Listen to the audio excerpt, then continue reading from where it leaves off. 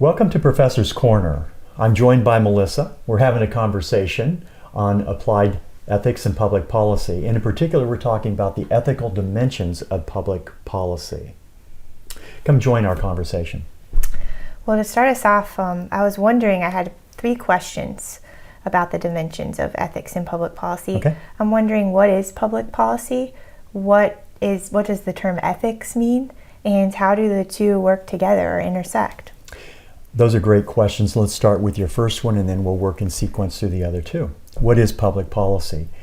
Well, public policy is what public officials within government, and by extension, the citizens they represent, choose to do or not do to address public problems.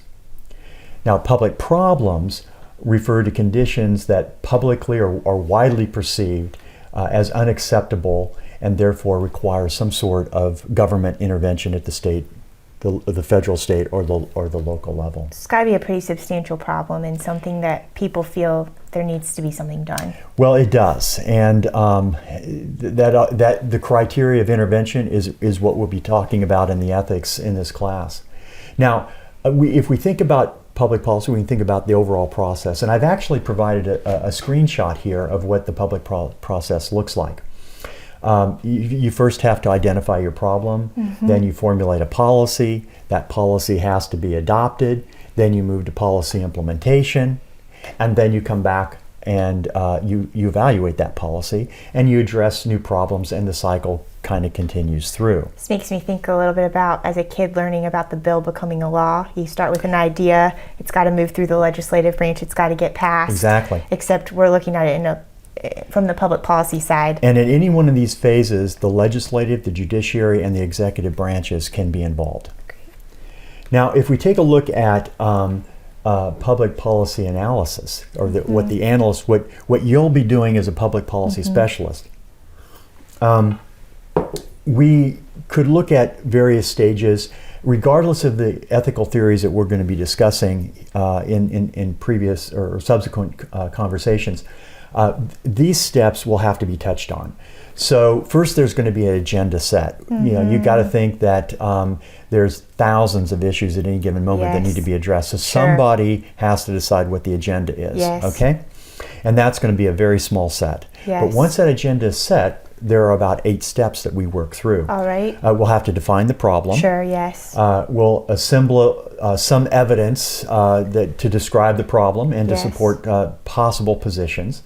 We'll construct a variety of alternatives to address the problem. Yes. We have to analyze those alternatives by way of comparing and contrasting. That means we're going to have to come up with a set of criteria by which to select the best approach. And then we'll have, as step 5, we're going to have to take a look at what the results might be. Yes. We're not only going to look at the character of the individual that's making the decisions, but we're looking at what those outcomes might be. Yes. And to the degree that those outcomes should determine what the policy should be. Right. Is a big question. Then we're going to have to take a look at these, since we live in a finite, fallen world. No policy position or alternative is going to be perfect. Perfect. So we have to look at the trade-offs. Yes. Some people are helped. Some people are not helped. Some people are helped in this particular way. Some are not. Maybe larger numbers. Sounds like a cost-benefit calculus in an econ class or something like that. In a particular theory, and we're going to be debating. That is one approach. Yes. But we're going to be looking at other theories that look at these same steps that are not necessarily in that school of thought. So yes, exactly right. And that's the predominant one that you're describing, is sort of cost-benefit analysis. Then, once we get the trade-offs, the appropriate authoritative figure within a democracy has to make the decision. Sure. A policy is established. Now we have to go out and tell our story. We have to sell it. We have to market it.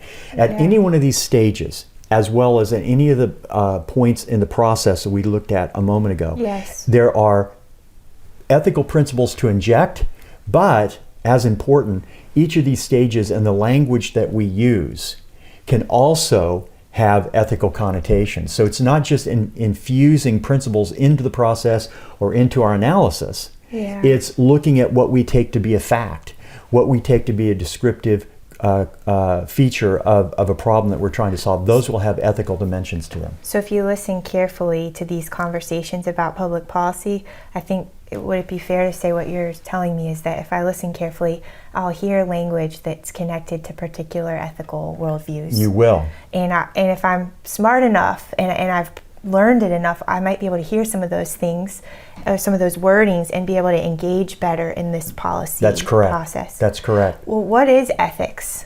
Okay, so let's look at, generally we can look at different concepts in ethics. Let's take the word morals. Usually this is just a set of standards of behavior, character, or a policy that we prescribe the practice to be either right or wrong or good or bad. Morality is a larger set of these morals. It's a system of practices that are typically viewed to be applicable to affected parties. And these practices are settled habits that result in that include cultural or religiously based assertions, and they may have a concept of metaphysical belief associated, particularly if they're of a religious nature. Yes. The idea that I'm going to introduce at this moment is what I'm going to call the de facto positive, or the positive morality, or what we've come to see in this recent cycle of political campaigning is populist. This is the type of morality that we act on unreflectively every day. Yes. And some people think that because it's a lot of cultural involvement, and we talk about how to separate out culture and theological or ethical principle in the discussion that we have available to the students on theological frontiers of ethics. But in this context, the de facto positive or populist morality is sometimes thought to have some biases or prejudices built in, and so our ethics is a second level way of thinking. Our ethical theory of a way of filtering out some of this cultural noise, so that we can get to where we think the authoritative principle rests. And that's where the conflict was going to be between us as Christians and our secular counterparts, because if they adopt an ethical theory that precludes from consideration any sort of theistic conversation or considerations, there's going to be a debate. And you see that because as a Christian, when you're getting down to the core, you're going to want to get back to your belief about who God is and who Christ is and how that impacts your decisions. And if you can't include that, it's going to be tough. That's exactly right. Now, we'll look a little more in detail where ethics intersects with public policy, but basically I have identified here about 3 areas. There are what I call 5 dimensions of public policy. There is then a second point of the cultural and particular social contexts that are going to have ethical connotations, where policy has to play out. And then there's going to be this issue about the relationship between science and ethical values, this whole interface. So we'll have to think about that as well. Let's take a look at what I think are 5 ethical dimensions of public policy in a little bit more detail. And we're going to just constantly, like a microscope, we're going to keep zooming in on each of these features, and we're going to see them manifest as we go throughout this class. Great. So first, of course, the obvious is the domain of government power. There's a lot of ethical questions we've already hit on. When do you intervene or when do you not intervene? The next is the scope of government control. To what degree does the individual have autonomy to do what they want when they want to do it, or does the government have to intervene? So we look at that scope of control. At the area of a particular policy, we're going to see that there is a goal or an outcome that we're trying to achieve, and there's the means by which we get there. There's ethical dimensions associated with the means as well as the goal that we take a look at. Also, the individual or the body will have a character trait that's making the decisions. Sometimes we want to take a look at that. So that's another area where the ethical dimensions manifest. And then finally, people realize that there are cultural and or metaphysical beliefs, Yes. these things that kind of go beyond the obvious observational facts, Right. that affect us. And that's where some of our ethical beliefs come into play. Yeah. And where a lot of controversy begins. And so consequently, that's another facet where these problems can manifest. Great. Now, I'm going to, without doing a lot of detail, I'm going to break down this last area of metaphysics because it's an abstract area. Yeah, what does metaphysics mean and what does metaethics mean? Right. Metaphysics is a branch of philosophy that discusses the nature of reality that we don't just see. It's not visible Okay. to us, but it shapes our conceptual scheme. You can't Yes. empirically verify metaphysics. Yeah. So if you're a scientific person, Yes. you want to, if you think that metaphysics poses problems and disagreements, you're going to want to somehow screen or filter out those beliefs or values, and that's where Right. a lot of the debate enters in. That's metaphysics. Oftentimes sets the conceptual scheme, but not the fact itself, Right. or as part of the fact.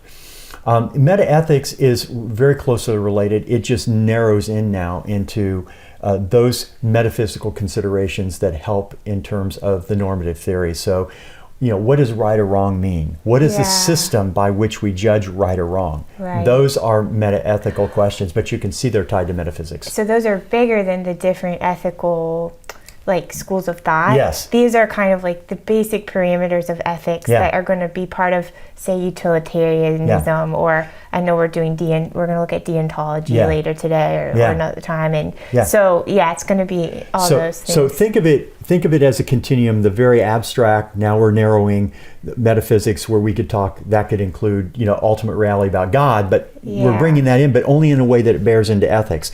Now Yeah. we're looking at, as it were, the normative theory, and those sort of frameworks that are necessary to understanding normative theory are metaethics, and then normative ethics.